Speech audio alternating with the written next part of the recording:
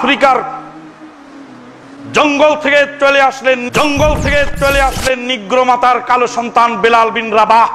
আজানের উচ্চারণ ঠিক মতো হয় না, সিন উচ্চারণ করতে গিয়ে শেখ আব্দুর রাজ্জাক বিন ইউসুফের মতো সিন বলে ফেলেন। যারা শেখ আব্দুর রাজ্জাক বিন ইউসুফ সাহেব সম্পর্কে কটু মন্তব্য করেন তাদেরকে এই হাদিস বলছি।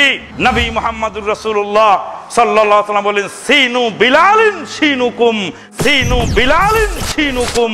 বেলাল সিন উচ্চারণ করলেই তোমাদের সিন ধরে নিতে হবে।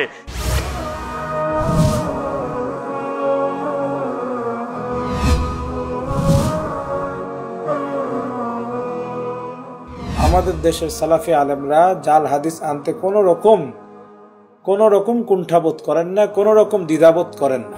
আমাদের দেশে একজন আহলে হাদিস আলেম হলেন আব্দুর রাজ্জাক বিন ইউসুফ। তিনি সাধারণত তেলাওয়াতের মধ্যে অনেক সময় ভুল তেলাওয়াত করে থাকেন। তার এই ভুল কোরআন শরীফ ভুল তেলাওয়াতের পক্ষে সাফাই গাইতে গিয়ে আমাদের দেশের আরেকজন বিখ্যাত গায়রে মুকাল্লিদ আলেম শেখ আমানুল্লাহ বিন ইসমাইল মাদানী, উনি আব্দুর রাজ্জাক বিন ইউসুফের ভুল তেলাওয়াতের সাফাই গাইতে গিয়ে তিনি একটি জাল হাদিসের অবতারণা করেন। তিনি এমন একটি ঘটনা পেশ করলেন আব্দুর রাজ্জাক বিন ইউসুফ সাহেবের ভুল তেলাওয়াতের সাফাই গাইতে গিয়ে, যে রেওয়ায়াতকে মুহাদ্দিসিনে কেরাম ভিত্তিহীন বলছেন। এই হলো একটি কিতাব, আল মাকাসিদুল হাসানা ফি বায়ানি কাসীরিন মিনাল আহাদিসিল মুশতাহিরা আলাল আলসিনা।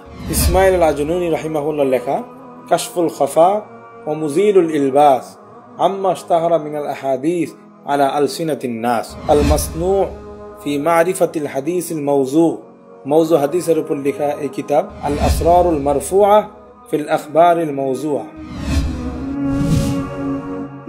জঙ্গল থেকে চলে আসলেন, সিনু বিলালিন সিনুকুম,